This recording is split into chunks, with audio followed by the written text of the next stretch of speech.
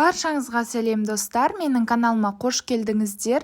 Біз бүгін шоколадтың бөліктері қосылып жасалатын ең оңай печеньені дайындайтын боламыз. Бізге ең әуелі ұн және жұмсақ сары май, қант, шоколад, содан соң жұмыртқа және қамыр қопсытқыш керек болады. Ендеше жасалуына көшейік. Ең алдымен ыдысымызға жұмсақ сары майымызды салып аламыз. Біздің сары майымыз міндетті түрде бөлме температурасында тұруы керек. Содан соң үстіне қантты саламыз да миксердің аз жылдамдығынан бастап жоғары жылдамдығына көтере отырып миксермен араластыратын боламыз. Міне біздің сары майымыз осылай бірігіп аппақ болуы керек. Содан соң үстіне бір жұмыртқамызды жарып саламыз да тағы да массамыз біріккенше бір миксерлеп алатын боламыз.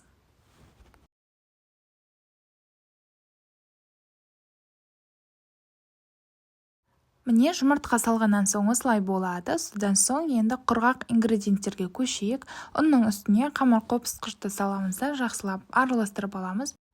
Және де ұнды 2-3 бөлікке бөліп қосамыз. Содан соң міндетті түрде електің көмегімен өткізіп салатын боламыз.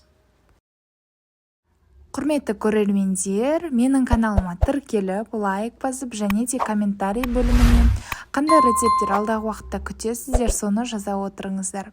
Және де менің каналыма кірсеңіздер, менің плейлист бөліміме өтсеңіздер, әртүрлі рецепттерді мен сақтап қойғанмын, кіріп қарасаңыздар болады.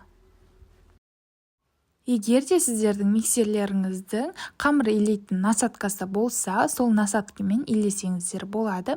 Міне менде осындай насадка, сол кезде біздің қамырымыз әдемі болып иленеді. Міне біздің қамырымыз біздің қолымызға кішкене ғана жабысып тұру қажет, бірақ та артық ұн салмаңыздар, өйткені осындай болуы керек.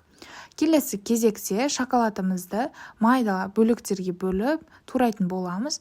Сіздерге қандай шоколад ұнайды, сондай шоколад қолдансаңыздар болады. Мен бүгін Қазақстан шоколадын қолдандым.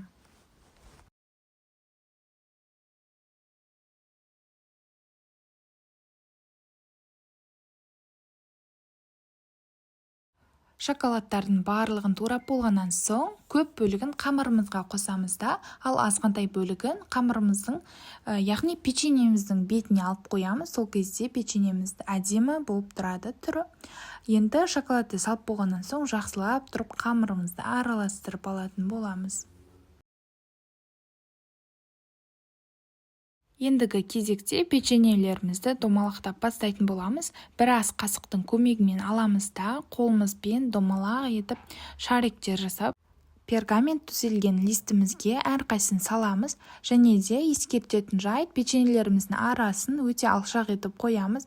Өйткені қазір піскенде бұлар көлемі ұлғайып жайылатын болады. Және де печеньелерімізді қызып тұрған пеште 180 градуста 30-35 минуттай пісіріп алатын боламыз.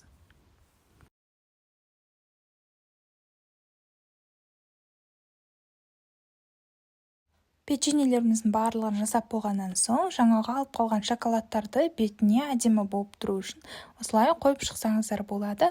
Сол кезде түрі өте әдемі болып тұрады. Не осылайша біздің печеньелеріміз дайындалады, өте оңай дайындалады, әрі өте дәмді печенье шығады. Міндетті түрде дайындап, дәмін көріңіздер.